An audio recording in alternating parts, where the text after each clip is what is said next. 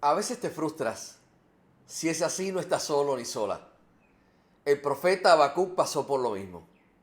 Habacuc es un gran libro y es realmente aplicable a nuestro mundo de hoy. La pregunta clave del libro de Habacuc es la siguiente. Habacuc quería saber por qué Dios no parece justo. Te has hecho seguramente esa pregunta en alguna ocasión o en muchas ocasiones. ¿Por qué Dios no parece justo? Habacuc es uno de los que se conoce como los 12 profetas menores. El Antiguo Testamento se divide en los libros de los profetas entre mayores y menores. Libros como Isaías, Jeremías, Ezequiel se llaman profetas mayores porque sus libros son largos. Habacuc es uno de los 12 profetas menores, lo que significa que su libro es corto, el contenido del libro es corto. Pero no significa que sea menos importante. Dios le habló a Habacuc y le dijo que lo escribiera aproximadamente en el año 600 antes de Cristo. Y este era un periodo de tiempo en el que el pueblo de Dios se había o estaba volviendo muy corrupto. Los días dorados de Israel, cuando el rey David y Salomón gobernaban sobre la nación, que era una nación unida y próspera, ya habían desaparecido.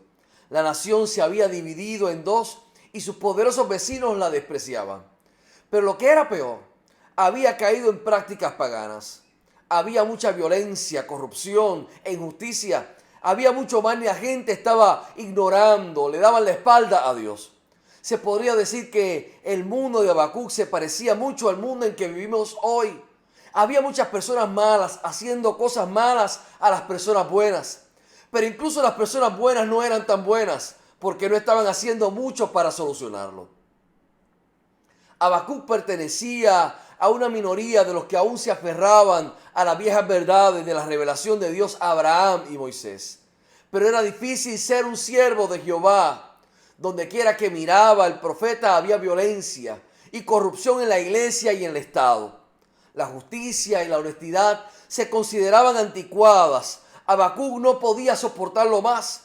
Había una presión inmensa que se acumulaba en su corazón. Y como un volcán que estalla repentinamente, la frustración de Habacuc explotó en palabras que asombraron a sus oyentes. Él hizo la siguiente pregunta. ¿Hasta cuándo, oh Jehová, clamaré y no oirás, y daré voces a ti a causa de la violencia, y no salvarás? Es casi una acusación a la indiferencia de Dios, pero en realidad fue una confesión de la fe momentáneamente indecisa del profeta. Mire, hermano y hermana, yo estoy seguro de que Habacuc se sintió mejor después de esa pregunta. Tal vez una pregunta impertinente a su Dios. Al menos alivió la tensión. Habacuc sacó lo que había en su corazón. Y yo quiero que usted sepa algo. La fe en Dios es una experiencia en desarrollo y su camino a veces se encuentra con tramos muy difíciles cuando hay que hacer preguntas difíciles. Habacuc hizo esta pregunta a Dios no porque finalmente no confiara en Dios, sino porque fue honesto con Él. La fe tiene que ver con una relación. Y para que una relación sobreviva debe ser genuina, debe ser real. Dios no tiene tiempo para aquellos que simplemente actúan, que son actores profesionales de la religión. Jesús llamó a esas personas hipócritas. Entonces, si somos creyentes, si usted y yo afirmamos que somos creyentes, que amamos a Dios sobre todas las cosas, debemos ser honestos. Y si somos honestos, hermano y hermana, hablando, habrá momentos en los que habrá preguntas que hacer, incluso dudas que expresar. Habacuc tenía las suyas. El problema que fastidiaba a Habacuc es uno que confrontan todos los creyentes en Dios. ¿Por qué Dios permite que el mal continúe? En la época de Habacuc, Dios tomó la forma de la aparente inactividad en un mundo de creciente maldad. Así lo resumió Habacuc en el capítulo 1, verso 4. Nadie obedece tus mandamientos. Nadie es justo con nadie. Ese viejo problema que el cristiano encuentra difícil de responder. ¿Por qué los malvados prosperan y siempre se salen con las suyas y Dios nunca parece intervenir? ¿Por qué Dios tolera las religiones y los cultos falsos? ¿Por qué permite las tremendas desigualdades que existen en el mundo? ¿Por qué Dios permite la hambruna, el sufrimiento, la pandemia, el coronavirus? ¿Por qué Dios no parecía estar escuchando el grito de ayuda de Habacuc? ¿No se conmovió Dios por la injusticia y la fechoría? ¿Por qué? Porque preguntas y preguntas que tenía Habacuc, pero también son preguntas que seguramente usted y yo nos hacemos y nos hemos hecho en muchas ocasiones. Sí, yo estoy seguro que eso le ha sucedido a usted. Estoy seguro de que esas preguntas están o han pasado por su mente. Pero luego una palabra del Señor llega a Habacuc diciéndole: mirad entre las naciones y ved y asombraos. Allí en el verso número 5. Dios estaba resolviendo los problemas de Habacuc incluso mientras pronunciaba sus palabras. ¿Cómo? La solución de Dios fue de una manera inesperada. Y escuche bien y preste atención. Jehová dice a su gente: mirad en el verso 5 a lo que iba a hacer y cómo iba a encaminar la historia en forma sobrenatural. Mirad para que vean lo que yo soy capaz de hacer. Mirad para que vean cómo yo voy a actuar. Mirad para que vean cómo yo los voy a sorprender. Porque los hechos que iban a suceder eran difíciles de creer. Dios escogió en ese tiempo a los caldeos y babilonios para restablecer su justicia. Y dice la Escritura que Dios le da ese anuncio, le deja saber eso al profeta Habacuc. Dios escoge a los caldeos y a los babilonios para castigar al pueblo y poner fin a la maldad que denunció previamente el profeta Habacuc. Fue difícil aceptar que Dios usara a un pueblo injusto para castigar a Judá. Pero el Señor siempre tuvo y tiene el control de las cosas. Y no hizo ninguna decisión ciegamente. Todos sus propósitos fueron, son y serán justos. Lo digo nuevamente, hermano y hermana, escuche bien. Todos sus propósitos fueron, son y serán justos. Déjame explicarte mejor. Fue a través del ejército enemigo, invasor, de los caldeos, incluidos los asirios, que eran los enemigos tradicionales de Israel, los que Dios iba a utilizar para corregir al pueblo. Dios iba a usar a los enemigos para corregir al pueblo. Dios le dijo a Habacuc: yo te voy a responder, pero voy a utilizar a los enemigos para corregir al pueblo.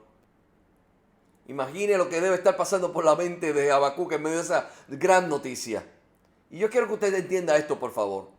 Nunca debemos subestimar el poder de Dios. Dios le dijo a Habacuc: lo que pronto van a ver los dejará con la boca abierta. Si alguien les contara esto, ustedes no podrían creerlo. Eso lo dice en el verso número 5 en la versión lenguaje actual. Yo quiero que usted te escuche, por favor. Nunca, pero nunca, hermano y hermana, perdamos la esperanza de situaciones aparentemente imposibles. Dios puede hacerlo una y otra vez. Él puede hacerlo en nuestra iglesia. Él puede hacerlo en nuestras vidas. Él puede hacerlo en tu casa. Lo que parece imposible, el panorama difícil, Dios puede hacerlo posible. El mensaje de Dios sorprendió al profeta Habacuc y al pueblo. Pero finalmente lo que se había predicho fue confirmado. Los caldeos fueron la fuerza naciente y las historias terribles que se contaron sobre su brutalidad y crueldad. Pero esto planteaba un gran problema. Dios iba a usar a los caldeos, pero eso planteó un gran problema. Y escucha bien, preste atención. ¿Cómo podría un Dios santo considerar el uso de instrumentos tan profanos e idólatras para hacer su voluntad? Habacuc hace la siguiente pregunta en el verso número 13.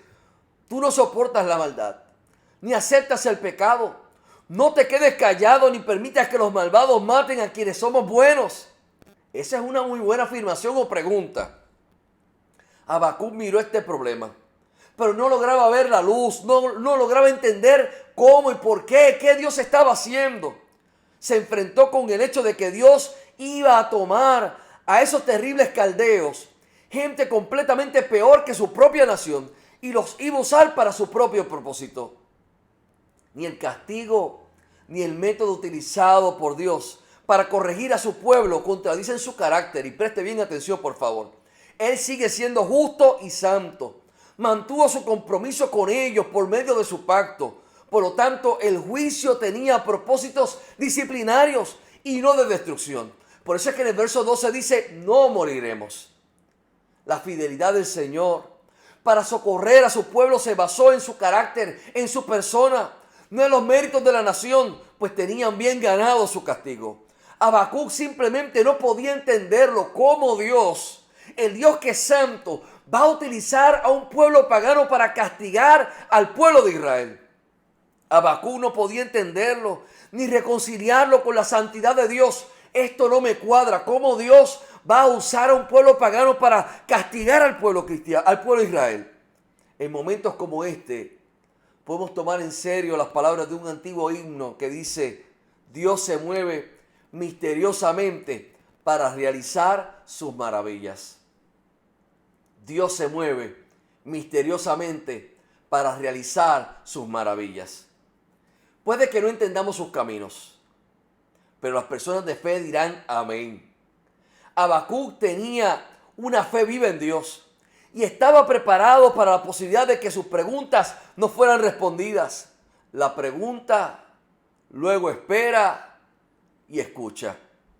La fe pregunta, luego espera y escucha. Voy a decir nuevamente, la fe pregunta, luego espera y escucha. El Señor, le digo a Habacuc, que siempre estaba trabajando, usando instrumentos poco probables. Los caldeos, un pueblo pagano, feroz, guerrero, rapaz, no parece posible, pero a través de ellos Dios iba a moldear a Judá, iba a moldear a su pueblo en lo que Él quería que fueran. A través de ellos, a través de los caldeos, Dios obraría justicia e iba a dirigir la historia. Puede que no sea la forma en que a ti o a mí nos guste. Ciertamente no está eso en nuestra agenda, pero Dios siempre está trabajando. Simplemente no lo vemos porque las herramientas que usa parecen poco probables. Pero yo tengo noticias, hermano y hermana, aunque no entiendas, aunque no veas, aunque no entiendas, Dios está trabajando. Por ejemplo, Dios usa la herramienta del fracaso. Si usted falla o yo fracaso, si la iglesia falla en algo, ¿eso significa que Dios no está trabajando? De ningún modo, hermano y hermana. Solo significa que Dios está usando el fracaso como una herramienta para moldearnos y moldearnos en lo que Él quiere que seamos. Solo significa que Dios está usando el fracaso como un instrumento para empujarnos a ver, a percatarnos que necesitamos de Él y que no podemos tener éxito por nuestra propia cuenta. En ocasiones, hermano y hermana, Dios usa instrumentos poco probables para cumplir su perfecta voluntad. Nuestro trabajo es ver eso, discernir eso, confiar en Él y trabajar con Él. Nuestro trabajo es salirnos del camino. Él sabe siempre lo que es mejor. Vamos, hermano y hermana, dígalo en esta hora. Dios sabe lo que es mejor para mi vida. Vamos, afírmelo una vez más. Dios sabe lo que es mejor para mi vida. Dígalo por tercera vez. Dios sabe lo que es mejor para mi vida. Como puede ver, el problema no es si Dios está trabajando. Dios está obrando. Dios siempre está trabajando. Tal vez usando herramientas inusuales, pero Dios siempre está trabajando. El problema no es Dios. El problema somos nosotros. El problema es si usted y yo podemos tener fe en un Dios que está trabajando a nuestro alrededor. A nuestro alrededor, atrayéndonos, incitándonos, nunca intimidándonos, sino convocándonos, haciéndonos señas, invitándonos. Dios está trabajando, siempre Dios trabajando, siempre trabajando a nuestro alrededor. Dios personalmente está trabajando. Habacuc finalmente se cansó de quejarse. El profeta dejó de intentar hacerlo todo él mismo y se rindió. Habacuc renunció a sus quejas y tomó otra postura. Habacuc descubrió en lo más profundo de su alma que Dios siempre estaba trabajando a su alrededor, por él y a través de él. Pero Habacuc tuvo que renunciar a la queja primero. Hermano y hermano, yo te invito en esta hora a que renuncies a la queja. Aunque no entiendas, alaba. Aunque no entiendas, adora. Aunque no entiendas, sirve. Aunque no entiendas, testifica. Aunque no entiendas, espera. Y aunque no entiendas, obedece. Aleluya. Reconociendo la necesidad de la intervención de Dios en los asuntos humanos, Habacuc no cuestionó ni se quejó más ante su Señor. Comprendió que el Omnipotente no tenía vacíos y que todos sus planes eran y siguen siendo perfectos. Mire lo que dice el verso 1, el versículo 1 del capítulo 2, versión lenguaje actual. Ya te he presentado mi queja y ahora voy a estar muy atento, voy a esperar tu respuesta. Mira qué interesante lo que dice el profeta. Ya te presenté mi queja y ahora voy a estar muy atento, voy a esperar tu respuesta. El Señor respondió a Habacuc sin recriminarle su queja. Es interesante, el Señor no le recrimina. La respuesta le vino en forma de una visión, es decir, a través de una profecía o una revelación. Y escuche la respuesta de Dios en los versos del 2 al 3 también en la versión lenguaje actual. Dios me respondió, voy a darte a conocer lo que está por suceder. Escríbelo en unas tablas para que se lea de corrido. Tardará un poco en cumplirse, pero tú no te desesperes. Aún no ha llegado la hora de que todo esto se cumpla, pero puedo asegurarte que se cumplirá sin falta. El carácter de Dios garantiza que todas sus decisiones que tienen que ver con nuestra vida son correctas y que ningún problema que permite que afrontemos carece de salida. El omnipotente, el Dios todopoderoso, no encuentra placer en castigarnos, aunque su santidad y justicia lo demanden. La disciplina divina es para corregir y no para destruir nuestras vidas. Dios no quiere destruirte, Dios quiere levantarte. Dios no quiere destruirte, Dios quiere que te levantes en el nombre de Jesús. Conocer la voluntad del Señor y sus propósitos eternos en medio de nuestras crisis exige paciencia. Toma tiempo, no podemos obligar su respuesta. Es por eso que el profeta dice, Señor, yo no voy a preguntar más, yo me voy a detener y estaré viendo, estaré observando lo que tú, el poderoso, el que sabes, vas a hacer. Hermano y hermana, en medio de tus crisis, en medio de tus conflictos, aunque no entiendas, deja que Dios obre. Él está obrando a favor tuyo en el nombre de Jesús. Nuestra tarea es participar de lo que sea que Dios esté haciendo, con visión, con fe, sin esperar o pensar en el crédito y sin espacio para ser engreídos. Nuestra tarea, la suya y la mía, es estar de pie en la torre de vigilancia, ver la visión de lo que Dios está haciendo y luego vivir por fe para lograrlo. Nuestra tarea es ser lo que Dios nos ha llamado a hacer y tener fe en que Dios hará lo que Dios quiere hacer y ver que puede suceder a nuestro alrededor y a través de nosotros y en nosotros y a veces a pesar de nosotros, pero la obra de Dios se hará. Y descubriremos, hermano y hermana, para nuestra gran alegría y gozo, que en el mundo que pensamos que Dios había abandonado, Dios está trabajando. Sí, vamos a descubrir que en la iglesia, que pensamos que dependía tanto de nuestras energías, Dios siempre está trabajando. Qué gran lección para mí como pastor, que durante todos estos meses he podido ver que a pesar de mí, Dios sigue obrando en la iglesia. Qué palabra poderosa para mí, qué lección para mí como pastor. Pero para usted, qué gran lección también, cómo Dios sigue operando y cómo sigue Dios haciendo cosas grandes y maravillosas, a pesar de, hermano y hermana, Dios siempre está trabajando, usando a todas esas otras personas imperfectas e indignas, y Dios les usa a usted y usa a mí también. Y también en nuestras vidas, en nuestras propias vidas, nuestras vidas demasiado ocupadas, físicamente agotadas, emocionalmente agotadas, espiritualmente secas, incluso allí, incluso ahí, Dios siempre está trabajando en nuestro alrededor. Sí, como Habacuc, habrá muchas preguntas. Sí, con respeto, con reverencia. Atrévete a hacer las preguntas. Atreve a ir con tus dudas al Señor.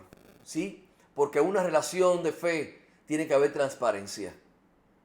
Pero no olvides que aunque no entiendas y aunque no veas, Dios está trabajando. Da un paso hacia atrás y dale la oportunidad. Espera, sé paciente y permite que Dios haga la obra. lo que Dios ha empezado, Él lo va a terminar. Amén, amén y amén. ¿Sabe? Si es la primera vez que nos estás viendo, o si por alguna razón puedes afirmar que necesitas del Señor en tu vida. ¿Sabe? La Biblia dice que todos nosotros somos pecadores y que Cristo fue a la cruz del Calvario a morir por tus pecados y por los míos. Si nunca has dado ese paso de fe, no es casualidad que nos estés viendo en esta hora. Dios te está buscando. Y Él quiere cambiar tu vida, quiere transformar tu vida. Pero eso sucede cuando usted y yo confesamos públicamente y decimos, Señor, entra a mi vida y a mi corazón.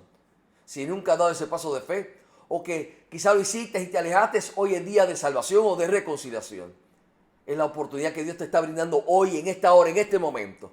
Yo quiero que si quieres tomar esta decisión, puedas repetir conmigo esta oración en este momento. Señor Jesús, en esta hora te entrego mi vida, te entrego mi corazón. Reconozco que soy pecador. Escribe mi nombre en el libro de la vida. Séllame con tu Santo Espíritu y haz de mí un instrumento en tus manos. En el nombre de Jesús. Amén. Yo quiero hacer una oración adicional.